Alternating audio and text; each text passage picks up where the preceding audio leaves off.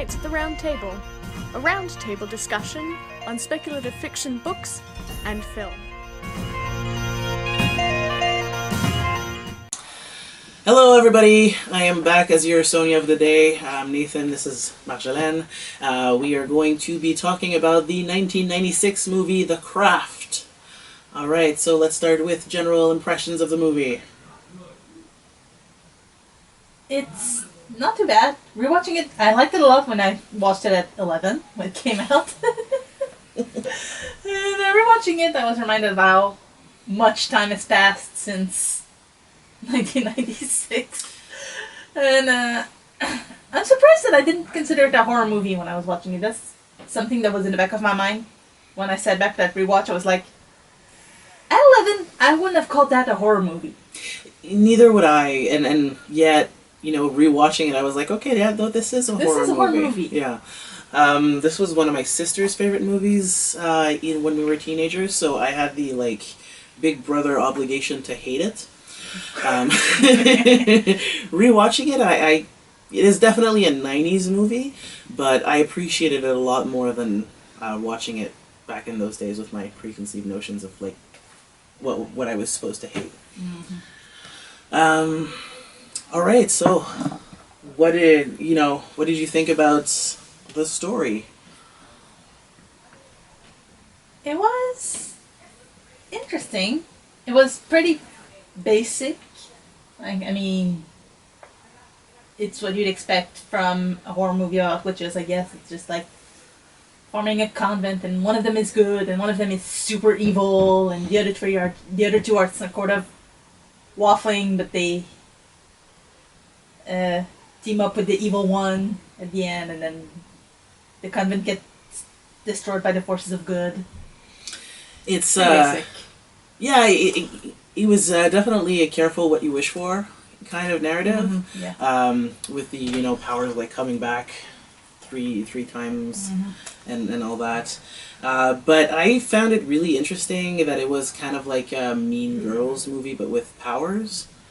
Because it definitely had that, like, cliquey aspect to it. And when they're at the height of their power and they're like, the girls kind of like getting vengeance and all that.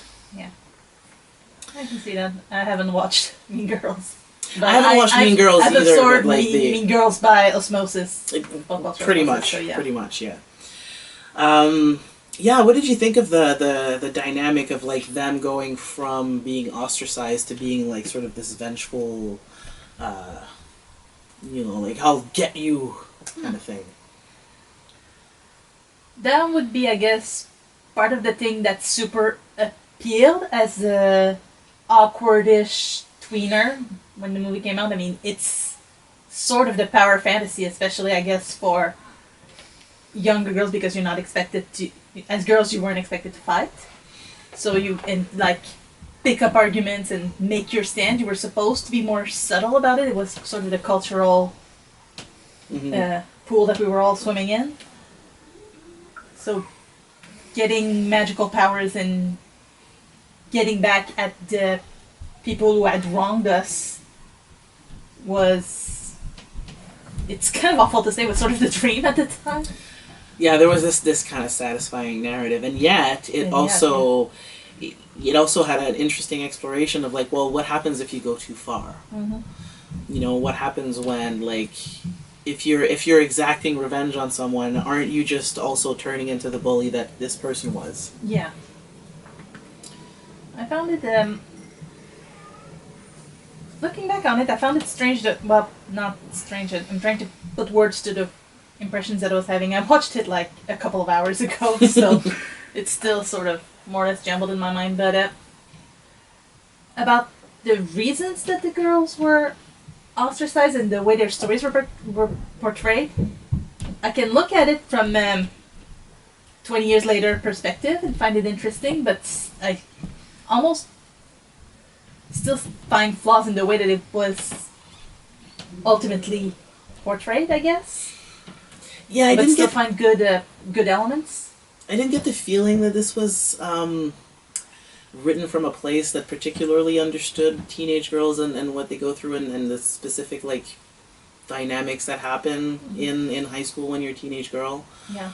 There was a lot of things lacking. Like the confrontations that they had with their bullies were a lot more overt than what you actually go through being a teenage girl. So just to, as a caveat, I at some point was a teenage girl, you know, all appearance to the contrary. But yeah, it's I found it a little bit more in your face, which obviously is maybe necessary for a shorter for a movie, you know, as opposed to like a TV series or whatever. But I found especially the racism thing a little bit. I don't want to stay on the nose because racism is very like is very out there and it's very it exists, but it was maybe not handled particularly well. Yeah, no. I guess no, it was. I mean, racism is not supposed to look good. No. So.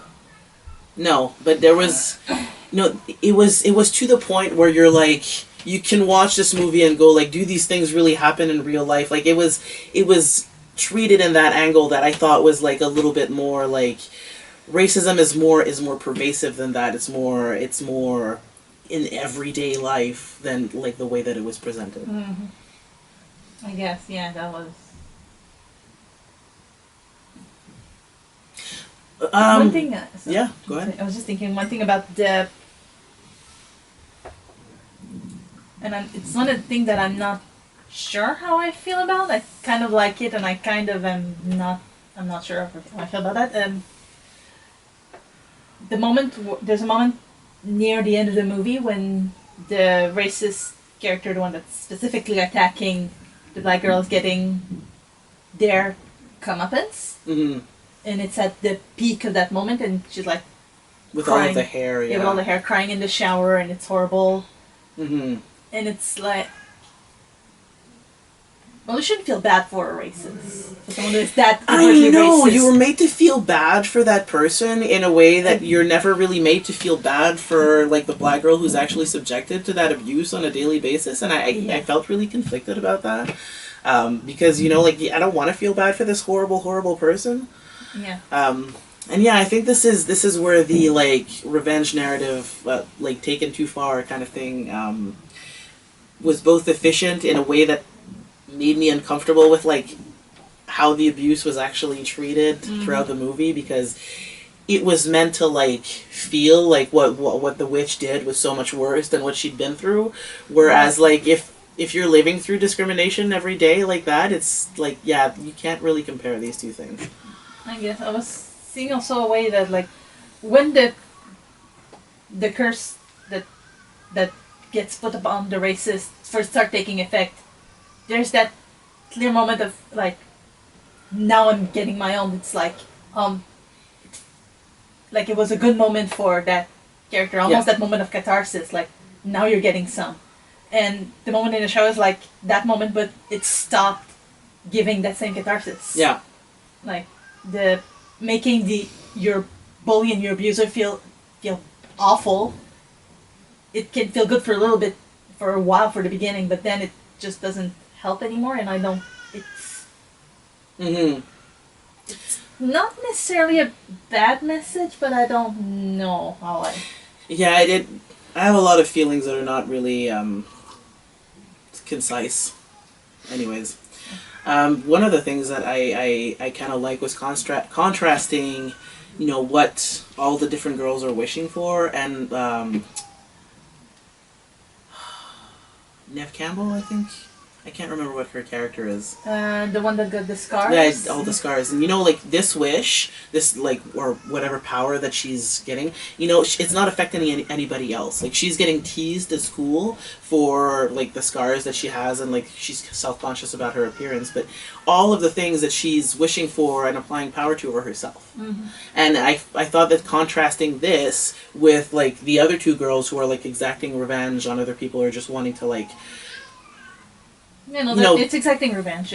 Well, exactly, but in the case of the one who's like goes really evil and all that, she's more of a she's on a power trip. Yeah, she's on a power trip. And contrasting this and like revenge gone maybe too far, to like this, where you're like just looking to better yourself. I thought that was interesting. I mean, all that scar tissue, that amount of burning. Wouldn't she be she'd be in pain a lot of the time. Wouldn't it be a kind of disability, I feel? Yeah, definitely. Yeah, there's probably like a magical cure narrative going on there too. Which is another thing that I'm like, really iffy about. Yeah. For sure. All right, so while we were on break, the Peanut Gallery came up with the remake that's being made. Yep. And I'm actually really excited about this remake because I think this is a movie that a lot of its elements didn't age particularly well. Right. And you know, they cast a trans actress as one of the girls, and I'm actually really, really excited to see what they're going to do with that new story. Mm-hmm. And apparently David Duchovny too, which we can't picture the character that he could possibly play, but hey, it could be interesting. It could be interesting. Maybe he's fallen down deep enough the well of he once was somebody that now he could play the dad. I mean, the guy who played the dad in the original movie, he's a total, hey, he's that guy, you know? Like, he's been in a bunch of different stuff. I cannot remember who it was that played the dad. Cliff the Young, his name is.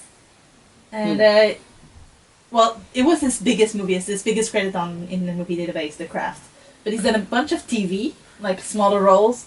He's been on 3 Murder, She Wrote, and that's where I know him from. Duchovny will be 60 by the time this movie comes out. Jesus. Oh, he probably So won't he be could the dad. definitely play the dad. Oh, he could, yeah. He could maybe even play a granddad. I feel so old. My God. Okay. Huh. What do we think about the attempted rape scene? It's not good. I thought that was part of the things that didn't particularly age well. Yeah. Well, no, it's not good. But to be fair, nothing about that romantic subplot, if you're gonna call it that, was good. I mean, it was a clear douchebag jock type character who made a move at the new girl on the first day of school. And then when she turned him down, he started spreading nasty rumors, and she cast a love spell on him for revenge. And it's not any kind of love story, and he just grows obsessed. Yeah. There's a lot of things to say about There's that. nothing good about that. It's realistic-ish, I mean, if you remove the magic bits, but it's not good. For sure. There was one thing that I wish they had explored a little bit more, and that maybe they brought up in another like very clumsy super fashion was suicide and self-harm. Oh, yeah. I thought that was particularly poorly handled. Mm-hmm. You know, they see like self-harm scars on her and assume that it's you know, she's suicidal, and then they like try to murder her and make it look like a suicide, but while like actually convincing her that she's suicidal and making her feel all these things. Anyway, it was. I hated that last 30 minutes of the movie. All the mind games. That's when it became proper horror for me. Like, there's been that bad stuff before that point, but that last, like, everything they do to that girl, and it's all messing with her psyche, and it's awful. Yeah, this is the part of the movie that really turns like Mean Girls for me. Like, it's really, this is like a sort of insidiousness that anyway I've lived through in high school. I don't know if you have, of like people, you know, convincing you that you're less than, that all of your perceptions are incorrect about yourself. That Is you're it high school? Yeah. You got lucky. Middle school. Oh well. Late elementary, I mean, but yeah. Yeah, well, yeah. I didn't have many girls in my class. Mostly boys with whom I would get into fistfights. Anyways. Yeah. we were 5 in my 6th grade class. There was 5 of us. They put us with the 5th graders. Because, yeah. So I missed a lot of that middle school bullshit. You know me, it was even gendered. And it was all the bullshit. Like, by the time I got to high school, it had been done to me. It was like I was in 4th grade and the 6th graders were chasing me around calling me names. Like, there was a boy who would like catch me at the, like I would have to walk to the babysitters and back from school, and there was a park, and one guy like jumped me and twisted one of my fingers in the park, like, and that was all elementary school. So when I hear like high school is hell, it's like, wow, how did you go through elementary school without or middle school or whatever without any of that stuff? That's when it all happened to me. Mm. Yeah, middle school is particularly awful. We don't have middle school in Quebec, so I just went straight from elementary to high school. Yeah. 8 years with the same people. Oh. No. But yeah, I think there was a lot of bullying and mental health exploration in that movie that could have been done much, much better, or like even done at all, because they touch on these subjects a lot without exploring it. Like, yeah. you know, they don't explore at all the lasting consequences that an attempted rape could have on someone's psyche. They don't explore at all like having been suicidal or having self-harm tendencies. You know, there's a lot of things that are just kind of like, they're there, but, and, like, can we talk about it a little bit? Like, put it there, talk about it. No, that was just background noise for the movie, I guess. Just something to... I don't even know what they were thinking. I guess this is something that I'm really excited to see in the remake, is all that exploration of mental health and suicidal ideation and things like that. And I hope that a post... I was going to say your... a post 13 Reason Why world, you know, would explore and do so with... Or cut that line, that part of the story if they can't do it, right?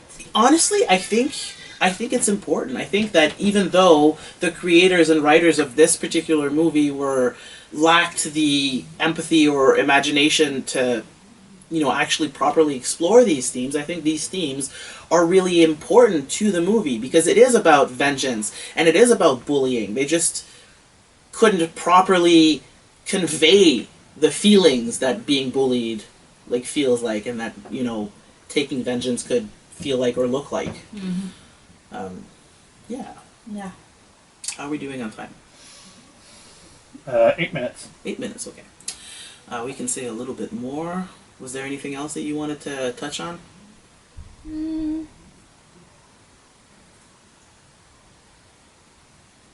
The aesthetic, maybe? Like, it Yeah, was. yes. that it did well. It did well. For the time, I mean... Oh, it was backwards. exactly the goth look of like 1996. Yeah. Like, it was like the wardrobes were fantastic. Mm-hmm. And especially like the very subtle progression of like, you know, the way that you dress when you are an outsider and you start getting confidence, not only in the fact of like, well, you like yourself the way you are, but also I'm an outsider and I'm going to revel in that fact. Mm-hmm. There was a little bit of that I thought was like uniform modification. Mm-hmm. Yeah, the clothing and how it changes and everything. Definitely. Yeah, that was one of the nitpicks I had earlier when I was still having nitpicks before the full weight of the story started hitting me. She starts school before she gets the new girl starts school before she gets her uniform. Mm-hmm. The dad say you could wait, and the girl doesn't want to just stay home and do nothing, watch TV. So she goes to school. Would she be allowed without her uniform? Yeah, she would. Oh, well, I've never been to school with uniform, so I wasn't like, I figured, wouldn't that defeat the point? I mean, she might get into trouble. She might get told that she needs to wear a uniform the next time she comes, but like, they'll still take her. Depending on how important like having an actual education is to those people, which, you know, it's a girl, so you never know. Yeah. One of the things that I really wish that they'd explored a little bit more, again, is that whole history of the main character's mother. Oh, yeah. And, like, because she was a witch, and then she maybe passed on her power, or maybe not, like, and then maybe she showed up as a guardian angel, or who knows, like... Yeah, the mother that had given birth, which may or may not have played into the mental health issues. Mm-hmm. Yeah, for sure. That was another aspect that was... It was there. It was there. And it could have been explored, but, you know, it wasn't. So... Yeah. Well, you look at all the things that were there that could have been explored and that weren't. And you're getting up with quite a laundry list. I mean, the movie was only an hour and a half. Yeah, that movie was all surface. It really was. To me, anyways. I don't hate it. I thought it had good points. I thought it had good aspects, but there was a lot of things there were a few things that were problematic to me, and there was a lot of things that were really just there on the surface and no more. Mm-hmm. But it was a movie that had a lot of potential. I feel towards this movie a lot of the things that I feel towards the Star Wars prequels, whereas like it set up a lot of things that it just failed to carry through. Mm. And these things would have been really, really awesome to explore. Yeah. I guess it wasn't that movie. One thing we were saying during the break, like, it was not meant to be a big budget important movie. Yeah. The only way it was going to get any kind of success was as the cult following thing, which is exactly what happened. Yeah. It wasn't... It More didn't like have any... occult following. Oh! Ha ha ha. Sorry. Yeah. But yeah, it didn't have any big name actors. I don't know who the director was, but I don't think it was that a big name either. I mean, Who was the director? Do we know? Let me ask IMDb.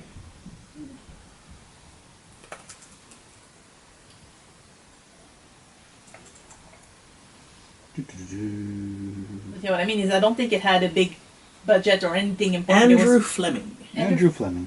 Huh, sounds familiar. Well, I could have told you it wasn't a woman.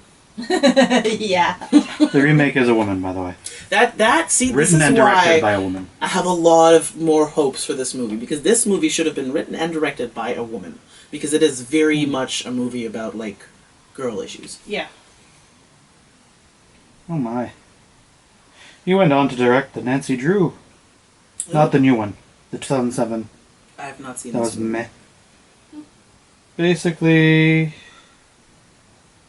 lots of small things. And a lot of things that didn't do well. Oh. Well. Alright, I think we are just about running out of time, so we should move on to final thoughts and star ratings. Star ratings... 2? Yes. It had good elements. It wasn't great. No one is going to pretend that it was great. I don't think, but...